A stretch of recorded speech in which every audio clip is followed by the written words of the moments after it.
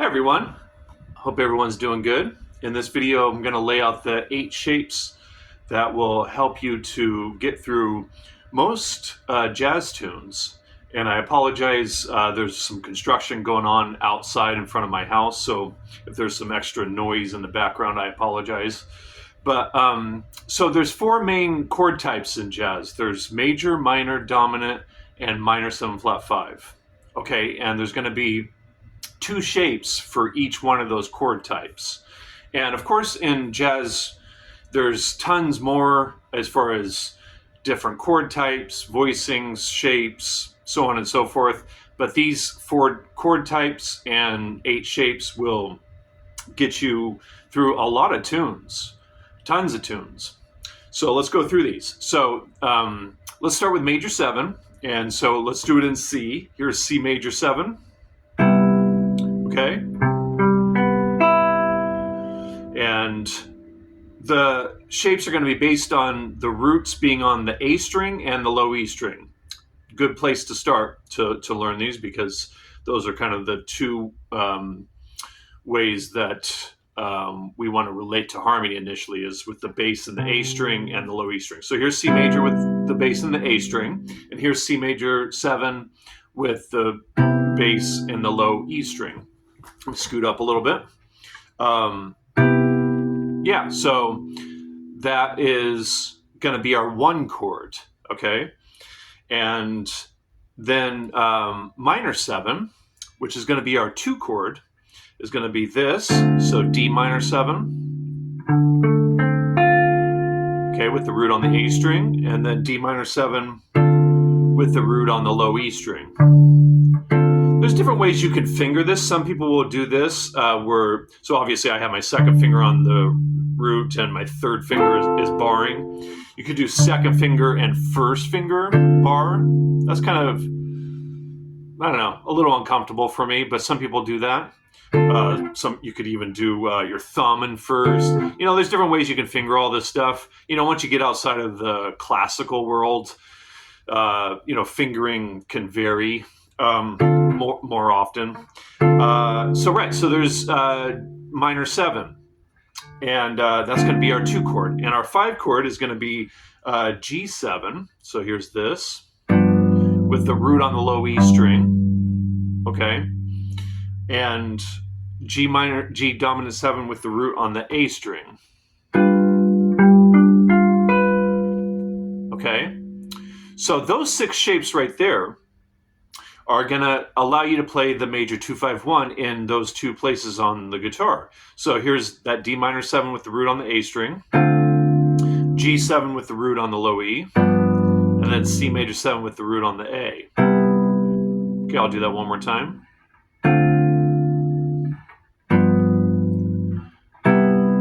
All right, now let's flip it. So now the 2 chord, the D minor 7, the root is on the low E string, and then the 5 chord, the root is on the A string, and then the 1 chord, the root's on the low E. So we flipped the places where the roots are. 2, 5, 1.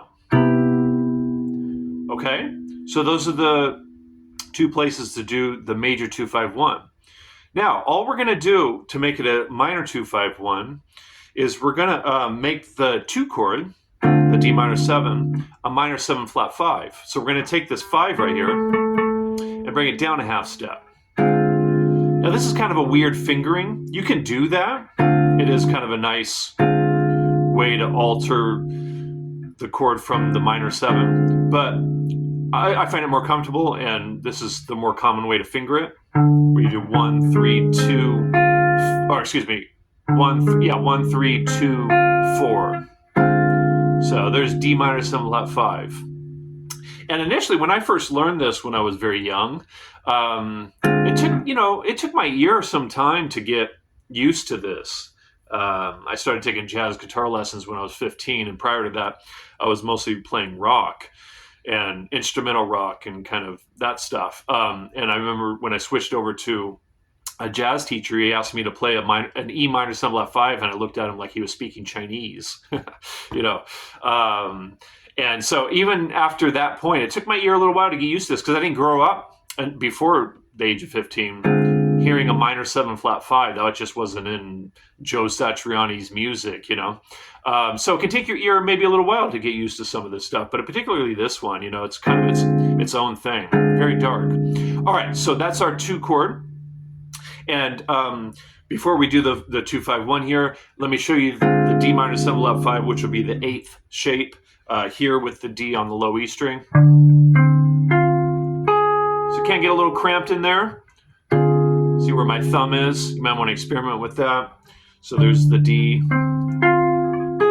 flat 5. Okay. So back to this one. So D minor 7 flat 5 is our 2. Back to that G7 for the 5. And now instead of C major 7 for 1, we're going to do C minor 7 for the 1. Okay? So 2, 5, 1. All right. Now let's do that same chord progression where we flip the bass to where the bass starts on that low E string. So 2. And then G7 again, same as before. And instead of C major 7 as our 1, we're going to do C minor 7 as our 1. Okay, so there's our 2, 5, 1. Okay, so there's the major 2-5-1, the minor 2-5-1, all 8 shapes. And you want to put all this stuff in the context of a tune. So one tune that's really good for this is the tune Blue Bossa, which is a tune actually I've been revisiting lately. Really great tune. So maybe check out that tune. I'll just lay out the main 2-5-1s. It goes 2, 5, 1 to C minor, and then it does a 2-5-1 to D flat major. So it goes E flat minor 7, A flat 7 to D flat major 7. Okay, so those are the 2 main chord progressions in Blue Bossa. And the only other chord that's in that tune is an F minor 7, which down in this position, I like to do with just my first finger. You could do it the way you did it in the way we laid it out earlier, like that, you know.